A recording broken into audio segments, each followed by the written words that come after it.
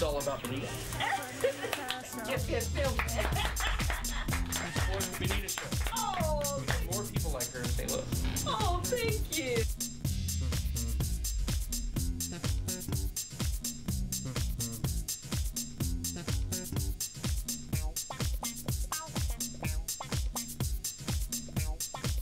It's a Benita show. It's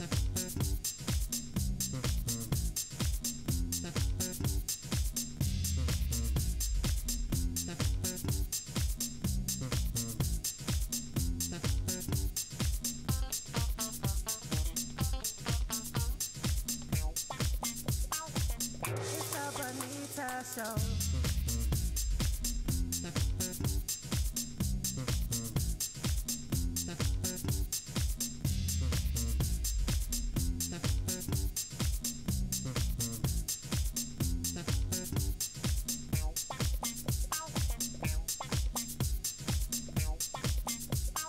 It's a Benita show.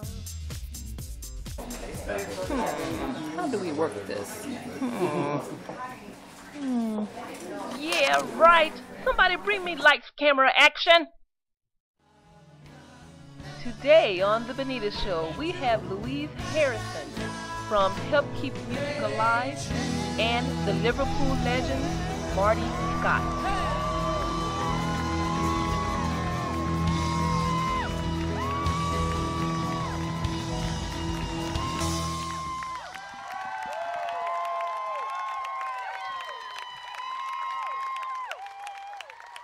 Louise Harrison proudly presents Liverpool Legends.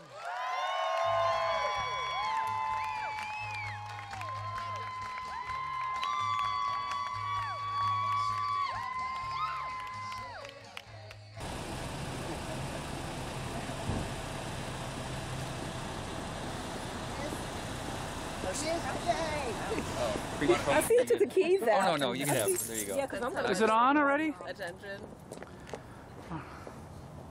I see you took the keys out. Don't steal my car. You aren't going to get too far if you do. In this big bright yellow. APB on bright yellow. Is this on? Look up this way. Oh, we got another one. Oh, wait. How do I put the key in? Yeah. I'm trying to steal the Liverpool Legend car. You don't know how to put I'm a gonna key in. steal it. Did you hear that, world? How do you turn it on? He said it's childproof and it's working. How do you? I want to steal it, but I can't get it started. Darn vehicle maker. I can't steal the car because I can't get it to start.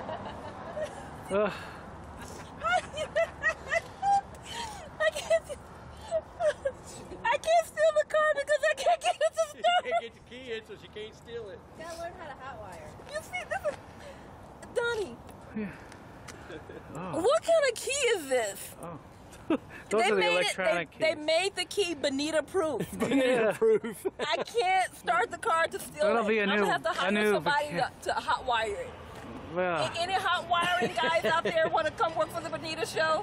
all right. This is a... We can steal the Liverpool Legend vehicle. Benita, are you heading to Branson after all?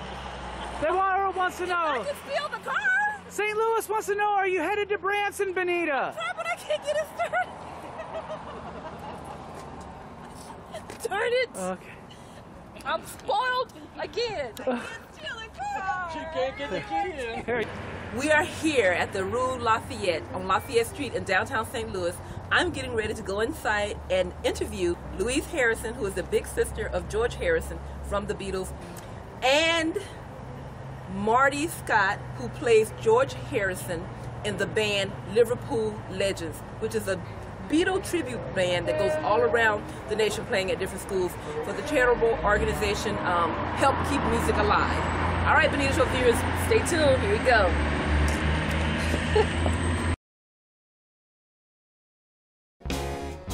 All you need is love. All you need is love. Everybody. All you need is love. is all you need. Love is all you need. Love is all you need. Love is all you need. Love is all you need. Love is all you need. Love is all you need. Love is all you need. Love is all yesterday.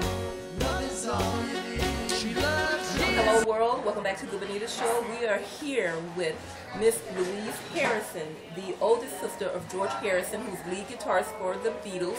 And we also have Mr. Marty Scott, who is the lead guitarist for Liverpool Legends. Welcome to the show, guys. Well, thank you so much for having us on here. Thank you for coming on. What's most important about today's show is Miss Harrison is here to promote her charitable organization called Help Keep Music Alive, where they go around to schools all across the nation performing with the children in order to raise money for the music in the schools. Ms. Harrison, tell us about that. Well, we have been aware, as most people are, that the economy is not the greatest in these days, and that many of the school programs have been cut funding-wise. And we also, as musicians, are aware that the music departments are the ones that are most heavily cut. So I've always tried to encourage people to look out the problems that they're most interested in and see if you can't do something to become part of the solution. Right. So taking my own advice, we decided, okay, we are musicians, music in schools is suffering, so why don't we find a way to see if we can do something to help? And so through a period of time, we came up with the idea that we would offer to go to high schools and colleges, and we've even done a middle school, and go to the school. Beforehand, we send our charts of the music that we play in our show to the schools, to the music directors, and then he teaches the students the music that's played in the second part of our show when the Beatles added many other different Oh, I instruments. get by with a little help from my friends. Get high with a little help from my friends. Gonna try with a little help from my friends. Do you need anybody? Just need someone. So far, we have done, I think, about 7, maybe 8 of these shows at schools. We've done a couple in Chicago, one in Cape Cod, one in Moline, one in Davenport, and recently one in, where was it? Pittsburgh? No, Omaha, Right. Omaha City. And so we're finding that they are turning out to be very successful. The schools have to have a capacity of the auditorium of about 500 in order to make it work financially. And so we go to the school after the band at the school or the music people at the school have learnt a lot of the music that we play in the second half of our show. We rehearse with them when we get there and then do the show in the evening. We encourage the children at the school to sell as many tickets as they can, and we actually have a contest so that the person or the student that sells the most tickets wins a psychedelic guitar, one that was very famous that my brother played, and they actually are presented with that guitar at the show. So it makes it very interesting. Again, just about every generation, whether it be the grandparents, the parents, or the children themselves at the school, all know the Beatle music. And so it's something that all of the generations can enjoy together. And as I know from 48 years of hanging out with Beatle people, it's something that is all over the planet. We all live in the yellow submarine. The yellow submarine, the yellow submarine. We all live in a yellow submarine, yellow submarine. And now you mentioned that a lot of schools are cutting the music programs, but little does society know. Psychologists say that music and the arts are very important to the IQ of Exactly. children, to express themselves in those forms. Yeah. Well, there's a school, actually a college that I'm working with in Florida. It's USF, and they are starting a new program where they are integrating arts and music into the regular curriculum, because there have been, as you mentioned, studies showing that by encouraging the children in those more creative endeavors, that they are able to learn the more dull stuff like mathematics and history. They are able to learn that better if they have the creative part of their mind stimulated as well.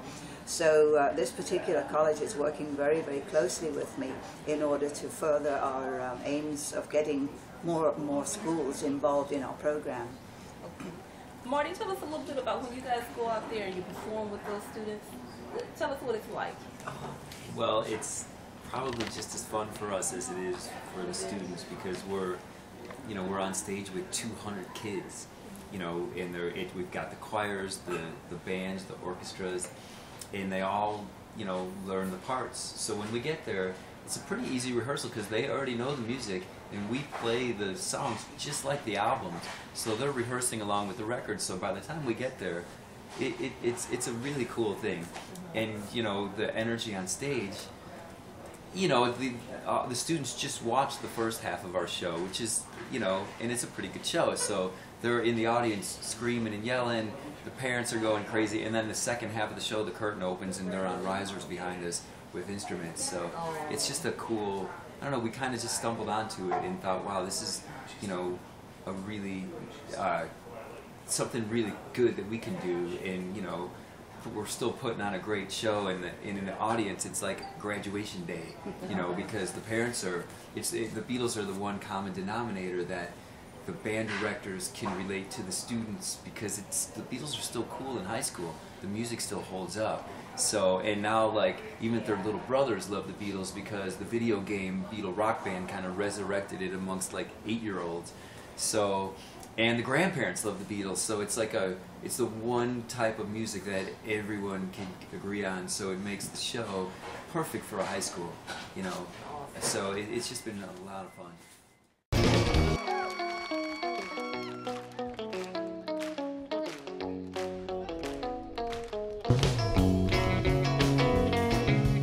Baby's good to me, she's happy as can be, she said so. I'm in love with her and I feel fine. Baby says she's mine, she tells me all the time, she said so. I'm in love with her and I feel fine. Okay, now we've talked about help keep music alive. Let's talk a little bit about your little brother. I was getting ready to say big brother. But You're the big sister. He was bigger than me. He was bigger than life, right? Almost anybody's bigger than me. He's a tiny, tiny lady. George Harrison, who's the lead guitarist for the Beatles, who you also portray him in the Liverpool Legends. You're the lead guitarist, Right. And co-founder for Liverpool Legends. Tell us a little bit about George Harrison and the boy and the rock star, and how you helped promote them when they came from England to here, and how hard that was to get them promoted over here. Okay, well, he is my youngest of my 3 brothers, and I was already 11 when he was born. So obviously I thought I was pretty ancient by then, and became very, very protective of the little guy. I do not talk about his childhood because everybody wants to know that, and as far as I'm concerned, that's the only part of his life that he still has that was private, and that is the way I wanted to remain. However, once he did become a Beatle, and I had moved to this country in 1963, so next year it's going to be my 50th anniversary. Right, you mentioned that. Yeah, but I had moved here in 1963, and my mother started sending me all of the early Beatle albums and Beatle records that were coming out. And so, being a bit of a ham, I decided, okay, let me take them round to the radio stations within, a couple of 100 miles from where I was living, and see if I can get them some airplay. And I discovered that it was, really quite difficult, because back in those days there was a lot of what they call payola going on, and also being a woman, I was looked down upon because most of the male people in radio were looking at me as much as to say, you should be home washing the dishes, you know, instead of interfering in men's affairs.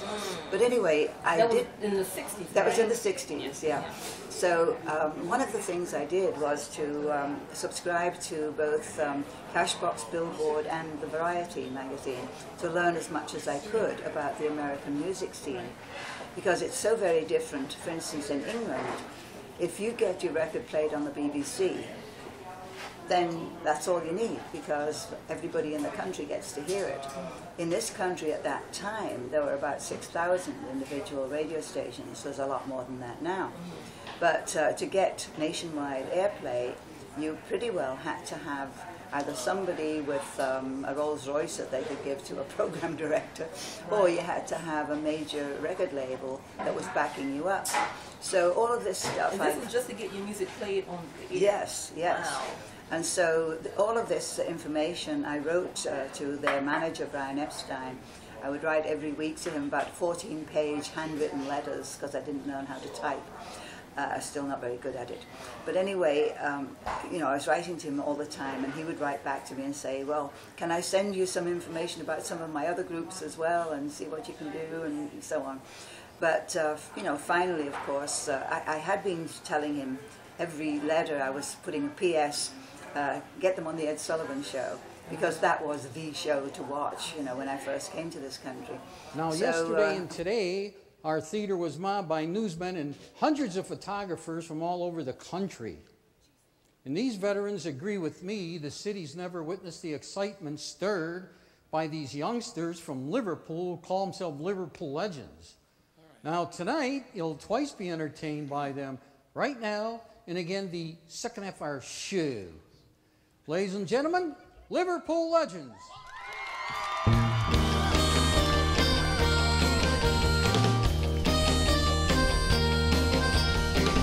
Last night I said these words to my girl. I know you'll never even try, girl. Come on, come on, come on, come on. Please, please me, oh yeah, like I please you. You don't need me to show the way, love. This episode of The Benita Show is being brought to you by Rue Lafayette, the exquisite dining experience. The Rue Lafayette, originating in Paris, France, and now right here in the good old US of A, in the heart of St. Louis, Missouri. The Rue Lafayette is a great place for dining and entertainment.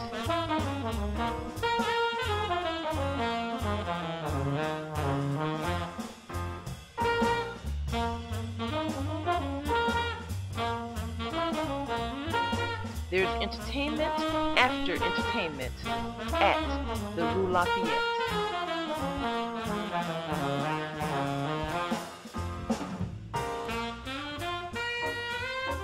Owned by Araceli Koploff Zimmer, you get some great socializing, great parties,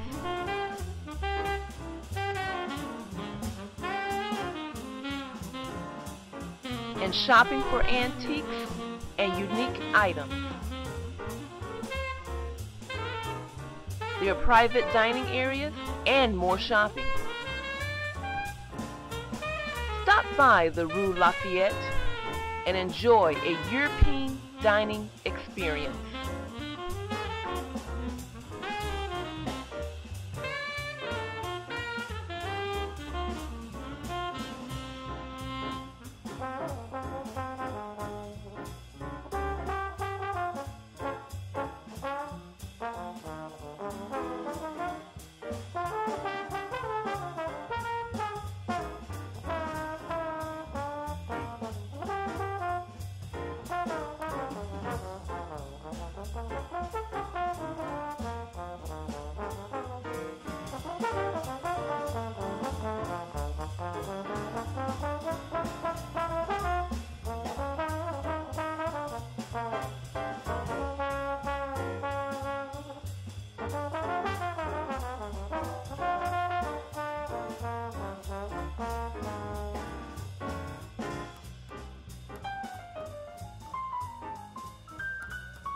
I don't mind working for anything, and that's what's so good about what we're doing now, you know, with Help Keep Music Alive, is because I have tons of energy and lots of drive, and the whole Harrison family, that was the way my father taught us, was if you find something that you believe has a lot of value, and you have a desire to do that, then go at it with every ounce of your being, and don't ever give up. Here comes the sun, do-do-do-do. Here comes the sun, and I say it's alright.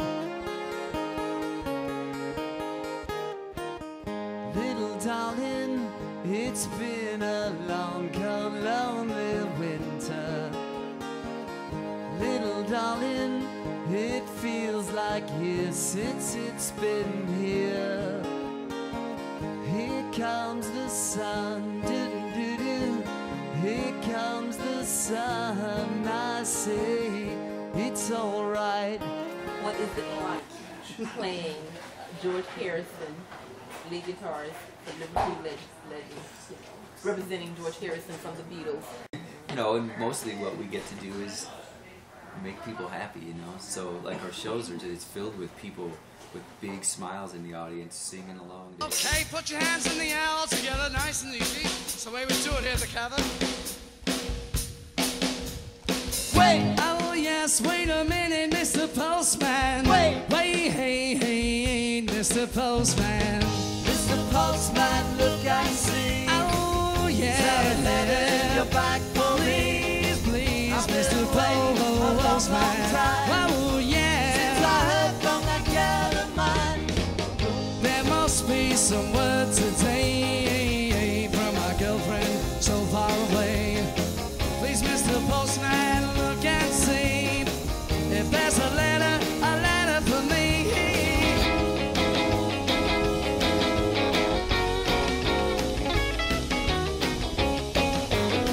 Roll over Beethoven, roll over Beethoven, roll over Beethoven, roll over Beethoven, roll over Beethoven, stick to these rhythm and blues.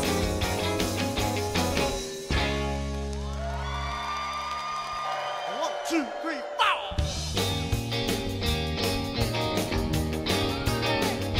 Well, she was just 17, and you know what I mean. And the way she looked was way beyond fair. So how could I dance with another? Oh, when I saw her standing there. And one thing I wanted to add about the band was that when we were setting up the band, apart from having excellent musicians and excellent performers, actors, I also wanted to try to find the kind of guys that if George was still here, they would be his buddies, you know, the kind of guys he'd hang out with and jam with in the evenings. And the guys that we have in our band are very, very much really likable, decent fellows, and I'm very, very happy to be associated with them. Awesome. Anyway, what's the next question?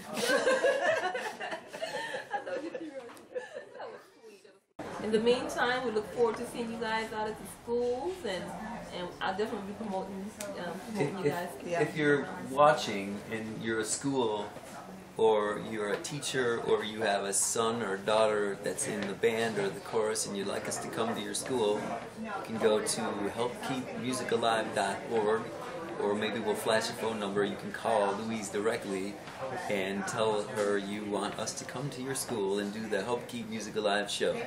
Okay. Cheers. I second that remark. And I third it. Well, thank you all for coming on the show. Any last words of yours to... Well, I would like to say to all of the Beatle people out there that having been the mum to the Beatle family all over the world for the last 48 years, that my love to all of you, and I really do consider all of the Beatle people out there as part of my extended family. And I love you all, and please keep on supporting the things that I'm trying to do. Thank you. Cheerio. Thank you guys so much. I will. Bye-bye. dreamer, but I'm not the only one.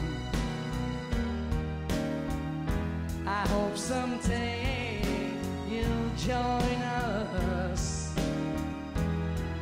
and the world will be as one. Imagine now.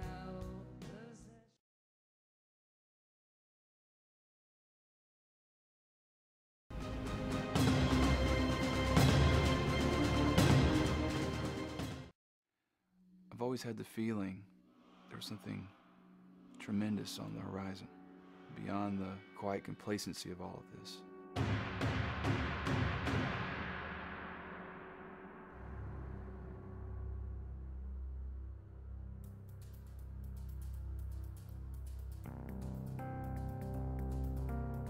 Minutes ago, former Vice President Stuart Wilmot was found dead in his home.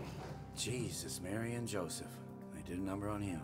I've assigned Mr. Archer to act on my behalf in your investigation. In what capacity? We can analyze vast channels of data, generate actionable intelligence to flesh out EOIs. They want to take our case. No, they want to help. And seeing as it's one of their guys on this lab, I don't see how we've got a right to intervene. So you're not police and you're not the FBI. So who gave you the authority to come in here and tell us how to do our job? Something doesn't fit. These many deaths so close together? There's more of them. Deaths made to look like accidents. What is it you think you're investigating? Murder, sir? This is just politics. We have to be prepared for the possibility that the cases are Look, interlocked. You were brought into this to investigate and solve a murder committed on federal property, not turn this into some kind of red ball. If they're right, and all these people have all been killed by the same guy, then they were doing something that someone disagreed.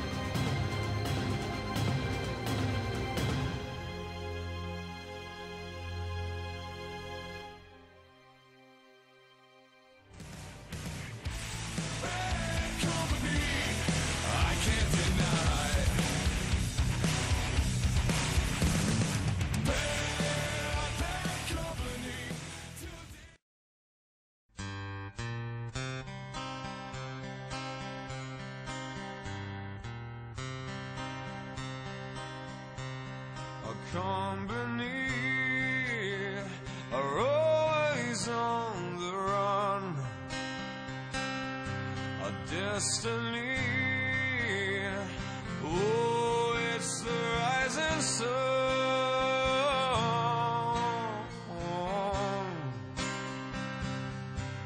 Well, I was born a shotgun in my hands. Behind the gun, I'll make my final stand. Yeah, that's why they call me Bad Company. I can't deny bad company. Today I die until the day I die. If you're filming. I support the Benita show.